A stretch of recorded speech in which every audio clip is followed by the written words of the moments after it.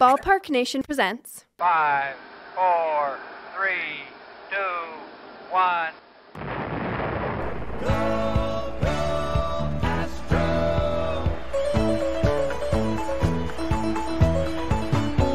Here come the Astros, burning. First pitch. And Alex lines it to the left center field at the base hit. Pitcher around third is coming home. Easier up with the baseball. The throw to the plate. Not inside. Astros win. Astros win. One every time.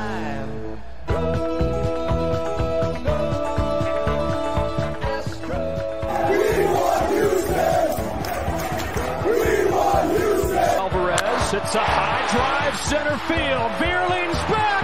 This game is turned upside down. And the pitch is lifted to right by Castellanos. Long run for Tucker over toward the line and foul territory. Makes the catch, and the Houston Astros do it again. 2022 World Series champions. Welcome to Go Astros, your look at the two-time World Series champions from three guys who have been here since Art Howe had hair. Here come the Astros, green and orange. Here come the Astros. Welcome, everyone, to another live edition of Go Astros. We are visited, as always, by our favorite Astros fans. Brian Arbor is up there in New Jersey. What exit, Brian? Is that what you're supposed to say? What exit? No? Yes, I'm exit 150 on the Parkway. All right. And Andy's actually home. So, well, at work, but home. Andy? I might as well live here. It's fine. Yeah. Well, Houston's at least got nice weather this weekend. We were up there. Last weekend to see the ballet. Had a great time. And, yeah, we have a fun live episode today. And we're going to actually begin with a trivia competition. So those of you who are watching, if you want to win, you must comment in the comment section of this live stream to win 2 tickets in the Honda Club level for the exhibition game with the Sugarland Space Cowboys and Houston Astros by answering the following question. Art Howe is portrayed by what actor in the movie Moneyball? The first person to put it in the comments wins 2 tickets. And speaking of Moneyball, and really not speaking of that at all, but guys, Framber Valdez had his first start, and I know obviously we can nitpick whether we pay attention to results or not. However, what I'm actually going to nitpick about his is not the results. I am going to nitpick the article that came out before about that Framber is now calling his own pitches. And I have a real issue with this for many, many reasons. For one, there's probably a reason why catchers call pitchers more often than not. I'm also concerned about a person who, for the entire time that we've watched him outside of really one season, has not reacted well emotionally to bad things. Do we really want someone who's basically going to become Nuke LaLoosh and wants to announce his presence with authority on the mound? Andy, what was your takeaway, both from the start and from learning that that's part of what maybe went wrong in the start? I was under the impression from reading the article, and maybe I'm wrong, is that this was a spring training thing because he had something he wanted to work on, and it wasn't really going to care about what anybody called anyway because he was working on location and working on a particular pitch or a particular sequence of pitches. And in the context of spring training, I don't care. Do what you want to do. It ultimately doesn't matter. We have seen Astros pitchers and other team pitchers go out and do things like, I'm going to throw 3 innings worth of sliders just because I have to work on sliders today. The problem is there's another article out there that says he has not felt comfortable on the mound for years, and this is how he wants to finally feel comfortable. Yeah, and that's where it becomes a problem, where if this creeps into the regular season, then that's an issue. And I would be really upset if Joe Espada thought that was a good idea and thought that's how he's going to win the team over by letting Framber Valdez throw at batters after they hit home runs, because that's what he did last year when he started losing his shit, was just start beating guys accidentally. I don't think you turn the keys to the kingdom over to the biggest head case on the team, and I think that there's a good amount of empirical evidence that Framber is that head case. That is, we went on about the lack of value that Martin Maldonado had, but that is the value that he had, was being able to be a whisperer to some of these guys and get them under control to a large extent. Sometimes it worked, sometimes it didn't. I think overall the balance of that was a positive thing to have happen. I don't know that Yainer Diaz has that kind of authority with Framber, and Framber's clearly saying, well, no, you don't. Nobody on this catching staff does. So it's problematic for me if that's what we're doing. But I will, wait and see if it actually happens in the real world. And Brian, like, there are other pitchers I would be okay with doing this. Like, it seems like Framber is, like Andy said, the all-around worst pitcher to be the one who does this. If that's in case what he does, and I have a feeling, Andy, that it will become it will definitely become one of those things that totally only meant spring training whenever we realize it doesn't work before the season starts. Brian? Yeah, I mean, so one person it may work for is Josh Hader, because he's doing the same thing. Now, part of that is he did that last year in San Diego. He's been calling his own pitches ever since they brought on PitchCom, and there's a number of pitchers. It's not the majority, but there are a number of pitchers who have been doing this. So I'm less, as a general concept, hey, the pitchers do that. You have a relatively inexperienced catcher, so I'm not as bothered by that part of it. It does sound like this is hey, if we prove it doesn't work in spring training, that doesn't count. And so, sometimes as parents, sometimes we let our kids do what they want to prove to them it doesn't work. Okay. And so it's possible this is what's going on here. That's one theory. Next week we'll make next week's trivia question when we give away the second exhibition game tickets. Much harder. Craig Harmon already won with, yes, it was Philip Seymour Hoffman. Something Art Howell has definitely continuously been not happy about that portrayal. All right, let's talk a little bit about spring training results, mostly from the pitching staff. And again, like the problem with spring training is, boy, when they look great, they really matter. And when they don't, they certainly don't. And Andy, it's a lot like judging your spring game for your football team. Boy, if the offense looks great, it certainly means that the defense just didn't. But we have to admit that the starting pitching overall has looked pretty good in the spring training. Framber Valdez notwithstanding, and of course JV notwithstanding as well, since he hasn't actually thrown. But Urquidy's looked pretty good. Javier has. I mean, it looks like everybody seems to be rolling so far. Yeah, I think that's a right take outside of Framber's start, which admittedly got too many people. It was on TV, unfortunately for us. So too many people saw it and saw things they saw last August and got a little bit disturbed by it. Urquidy, I think, has been a one that's been especially pleasing to me because it's pretty clear he's going to have to take a starting role earlier in the season where they might have been thinking about other possibilities for him. With Verlander still iffy, although there was good news about him over the weekend about his throwing off the mound and feeling good. JP France is still MIA, so it's likely Urquidy's going to have to take a couple of starts early in the year. And I think he's pitched well. Now, part of him pitching well is this idea that he figured out some point last year that he was tipping pitches.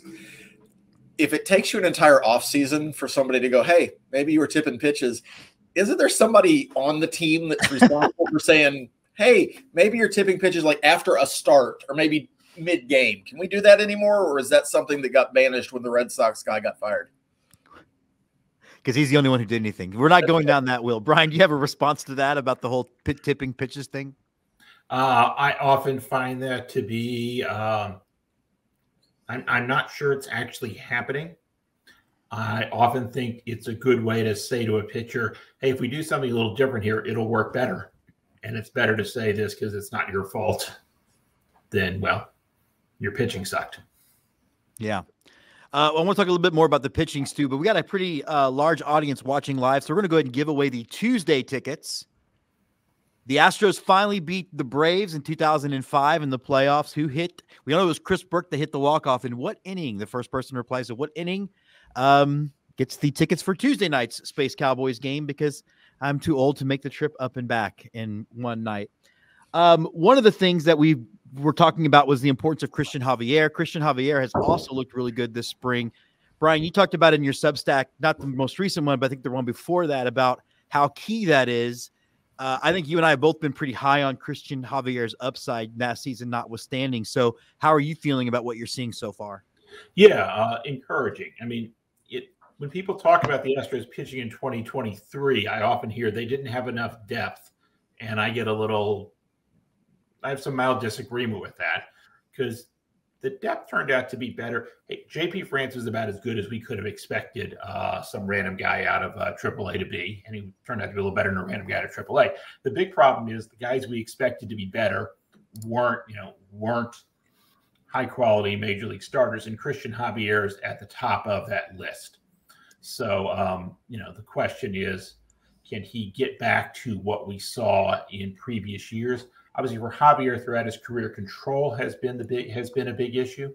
So, I wish he didn't have so many walks in that game. But hey, if you have only 3 base runners over 3 innings, 1 base runner an inning, you're going to be fine through the season. He's always going to be a low average, high walk to some degree pitcher. So, yeah, encouraging so far. Well, Andy, how about you? It's spring training for the umpires too, and we like to say that when we don't agree with the some of the ball. I'm really excited that we're going to talk about people who don't agree with balls and strikes for our last topic of the day, and I'm very excited about this one. So, but yeah, Brian, Andy, overall with Javier, how you feeling? I think Javier looked good. He's had 1 outing. I think it were very positive signs. Again, he's a guy that you could have said was tipping pitches as well, and nobody would have blinked at it. And I do agree with Brian. We like to say that's that. I've also been impressed with Spencer Arrighetti. Hunter Brown has looked good in his 2 appearances. So there's some positive signs for our starters early in the spring. But I would also keep in mind that some of their appearances are against guys who famously will be bagging groceries in a couple of weeks. No, that's true. And I think Lou Brown. I think it's also worth noting they're only going through the order 1 time or barely through a second time. Yeah. So, only one guy is thrown 3 innings even. I guess the thing with Javier though is he finished the season strong last year, is particularly in the postseason, so we can at least maybe transfer some of that over. And then again, going back to Framber, I mean, if he gives at least 1 decent start in the ALCS, the Astros are in the World Series. And I think, I don't know, I only say it's okay for us to play amateur psychiatrist with him because he openly talked about visiting a sports psychiatrist. And it does seem that, I don't know if it was the pitch clock or him being rushed or what have you, but it definitely seems like those issues, at least so far, have carried over this year to the spring. But it's also 1 start, so we'll see. Well, I said 1 start on Twitter. Everyone yelled at me. Mm-hmm. It's Twitter. Everyone yells at you no matter what. So. Twitter's a place for yelling. That's facts. Offensively, of course, everybody's starting a little slow, and I take even less concern of that. Is there anybody, though, that you've seen that we know is scrambling for the bottom of the roster that you think has started to cement a spot? We'll start with you on that, Brian. For one, I think their number's about the same, so I'm still Cabbage over Singleton. But where are you, Brian, on what you've seen so far offensively? Can I offer another candidate for that job? Sure. Joey Loperfido. Yeah. Who is also, so one of the advantages of that player is that left-handed on a team that's heavily right-handed. One thing we talked about that Cabbage may have an advantage over Singleton is he can play in the outfield corners. Well, Loperfido can play in the outfield corners, and he's played center field and second base. So he's much more of a utility man, had a really good season last year. So I'm at least going to throw his name out there as someone who is in competition. I still think Singleton has the advantage because he does not have minor league options. So I think they'd like to try him first before either Cabbage or Loperfido, both of which, as I've noted, could start the season at Sugarland and then come up later. Andy? I think, Andy, am I just irrationally upset with John Singleton because his wife yelled at you? she didn't yell at me. I I mean, acknowledge that he was still alive. She agreed with me. We agree. We are in agreement that he is living. in fact, still alive. No, I think Loperfido is a good story. I think Brian's right in that he's probably going to start the season in Sugarland because he's got a lot of options, not just literal options, but a lot of different places he could play and work on and things like that. I think the race initially is still between Singleton and Cabbage. And unless one of those guys just absolutely falls off the earth, it's probably Singleton to start because of the actual option situation. I think another answer to your story, and maybe not as far down the line as you're talking about, is Jake Myers has looked pretty good in spring training so far. And he's a guy who, while Dana Brown was giving all the kind of credence of being he's going to be my starting center fielder, that felt more like a response to the low offers he was getting when he was actively trying to shop him earlier in the offseason. So Jake Myers had some questions to answer. We all know the performance story since the shoulder injury several years ago now, and he looks like a different player so far with his ability at the plate. And we all know he's a very good defensive center fielder. So that helps because that takes a lot of pressure off the idea that you have to have somebody on the bench manning a corner, because now you've got options. If Jake is competent in center field offensively, well, now you've got Chas McCormick, who's also a competent major leaguer. You've got Yordan Alvarez, who's going to take some innings in left field. You can play a lot more mix and match, and so that benefits John Singleton, to be real honest with you, because you don't have to have a Trey Cabbage or Joey Loperfido who can cover outfield innings yet. I still think at the end of the day, I'm sorry, Mrs. Singleton, Lizzie, we're close, and I feel like I can call you Lizzie. I don't think that by the time, let's say, Memorial Day rolls around, John Singleton's still on the team. Yeah, great story. Good for him for not giving up, but I tend to agree. Now, Brian, your latest Substack was about the Astros strategy to fill the middle innings, and maybe break that down what you're thinking on that. And I've got another rumor to discuss afterward, and then my funny story of the day. Good. Yeah, so I talked about how, obviously, the Astros are really set at the back of the bullpen. Actually, somebody on Facebook wanted to go semantics and say if the front of the bullpen, whatever, in the late inning, in high leverage situations. Everyone calls it the back of the bullpen. Who says anything else? Yeah, I don't know. More or less. I don't know. But anyway, and so, the question is, what do you do? So one thing they've done in the last couple of years, they've had sort of major league veterans and have targeted that in guys like Ryan Stanek and Phil Maton, notably guys who are no longer here. Rafael Montero will fill that role, predominantly because his contract has to. And Kendall Graveman probably was going to until he got injured, and obviously won't be playing this year. But that being said, so what they've done is they have targeted a bunch of guys who are been DFA'd by other teams. They've got some minor league contracts, but they have availability to put them on the 40-man roster when they put guys on the 60-day IL. So it seems to be their strategy is essentially, let's throw a bunch of people, a bunch of stuff at the wall and see what sticks. And we saw this last year with them getting Bennett Sousa, who they claimed on waivers in early September, and he was great. He made the major league roster, and he was great in September. So there's a lot of volatility in bullpen guys, and they're trying to do that. Sousa's a guy that they acquired Dylan Coleman in a small trade with the Royals, and I think those two guys are favorites to make the opening day roster.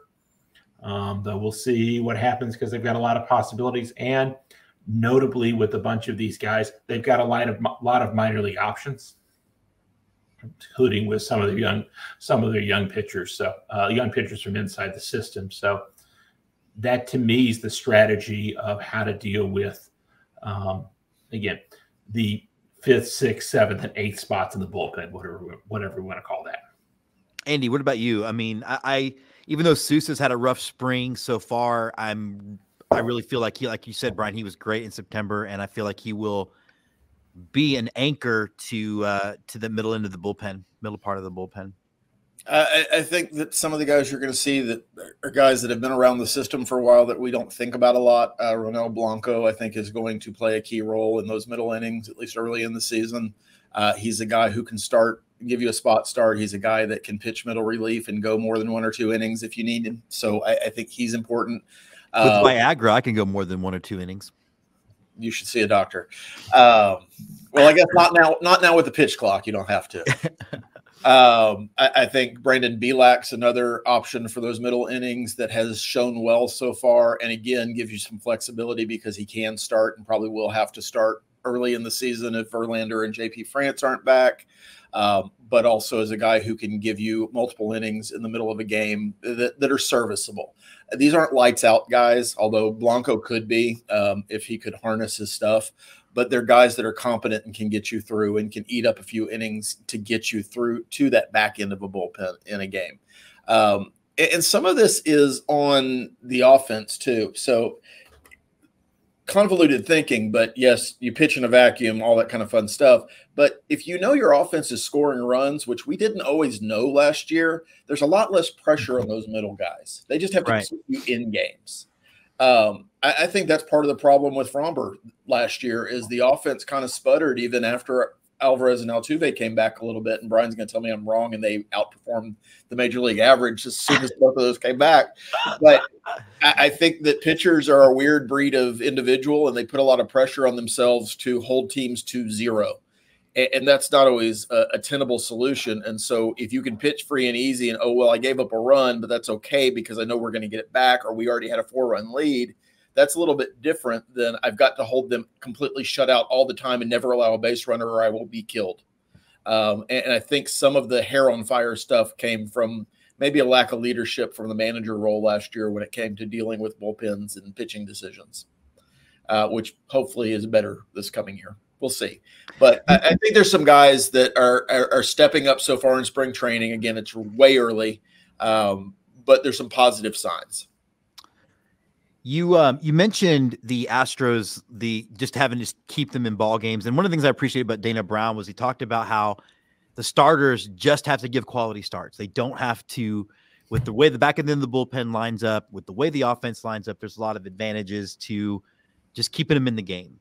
One of the things, though, that's not gone away, and I know we're all in agreement that the Astros are probably not making another signing, but with the lateness of spring training, I'm starting to see in other rumor areas, in fact, Dana Brown actually had addressed it, is that the idea of maybe like Blake Snell or Montgomery on a 1-year deal with opt-outs.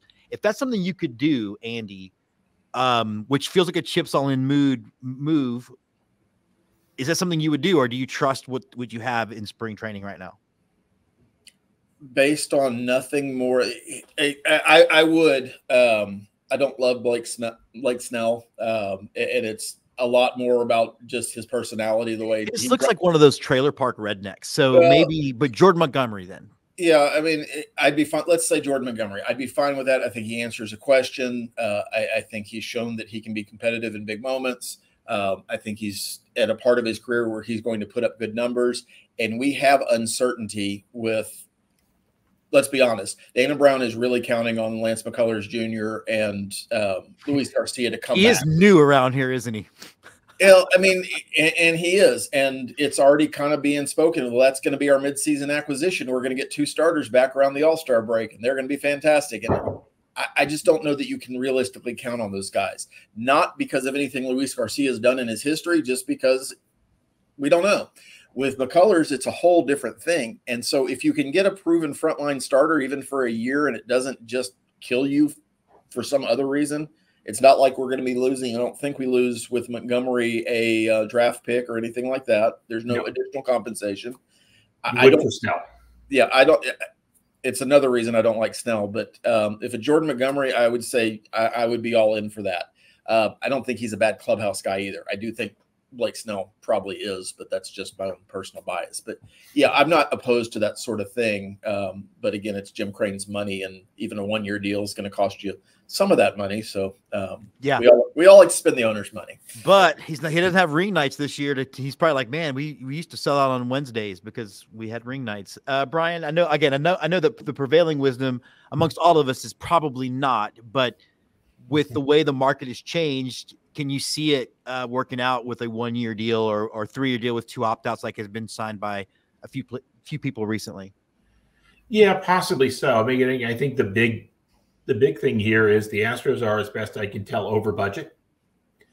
And the thing about the opt-outs is you have to assume they're going to get, particularly with pitchers, the opt-outs are there to protect, to provide security to the player should he get injured. What's the chance of a pitcher getting injured? Not small. But from an owner's standpoint, that's, luxury tax this year. And basically at this point, any money they spend for next year will put them into the luxury tax or force them to make a significant payroll cutting move. So the baseball logic exists for that. I don't know if the financial logic exists for such a deal. But, hey, it's not my money. So since it's not my money, sure, sign them both, Jim. Let's do it. Okay. Well, our last topic today is America's favorite douchebag, Trevor Bauer, famously challenged a guy from Barstool that he couldn't get any hits off of him. He gave him 10 at-bats. The guy ended up getting 2 hits and walked. Trevor Bauer famously blamed the technology in his own workout place for basically not calling balls and strikes or hits or outs correctly. It's an awful, awful look for him. Does this put the final nail in any possibility of a major league comeback? Andy, we'll start with you. I don't think there was I don't think anybody believes anybody's going to sign Trevor Bauer to a major league contract outside of Rachel Luba and Tyler Bauer. So it's just a story that he keeps trying to create. I've yet to see any real heat outside of Twitter from actual GMs or even the sports reporters who like to make up some of these stories and just tie rumors together of that being a possibility. Not from the Yankees, not from the Dodgers, not from the Reds, not from a big market team, not from a small market team. Nobody's talking about this except for Trevor Bauer, which means he's trying to generate his own heat to pressure some team into doing this. And I don't see any team succumbing to it, or at least acknowledging publicly that it's even something they would consider. I think he's blacklisted, untouchable, whatever adjective you want to put on that. I don't think he's got a major league career anymore. I think he's not stayed clean, and whether he's guilty of something or not guilty or innocent, those are different things legally. I don't think he is contrite enough to make this worthwhile for an owner to take that kind of risk, because it is a risk. And I just don't see it going. I hope he, dies, but he's probably playing in Japan or Korea again this year if he plays anywhere. Before we hear from Brian's take on this, remember last trivia question today to win the Tuesday exhibition game. In what inning did Chris Burke hit his walk-off home run against the Braves and exercise so many demons in the 2005 NLDS? Wow. Brian, your thoughts on Mr. Bauer getting not able to put a guy from Barstool away? Yeah, I think Andy's right about, is this the final nail in his coffin? Well,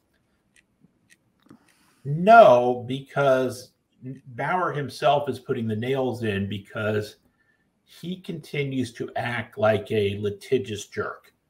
And it's not just here, but it's in sort of other examples. I don't want to run them all down because, why waste everybody's time? But if you're the owner of a baseball team, okay, we're going to sign this guy, it's going to be a huge story for a day or two. I'm going to get lots of negative publicity. Okay, that I'm going to bank in and know that. But you can't count on the fact that you won't get that story again. You won't get something new that sullies the reputation of your team, makes things difficult to sell tickets, or just is a PR nightmare. And so, it's one thing to say, we'll bring this guy in. We'll get some bad publicity on this day, and then we'll move past it, which is very common in baseball and in other sports. It's that you don't have a guarantee that it's going to be limited to one day. And it seems the chances that it's, on other days are much higher than any owner would like. And since we're an Astros podcast, Jim Crane's gone through some of that and does not seem to have liked it. And I cannot blame him for that. Yeah.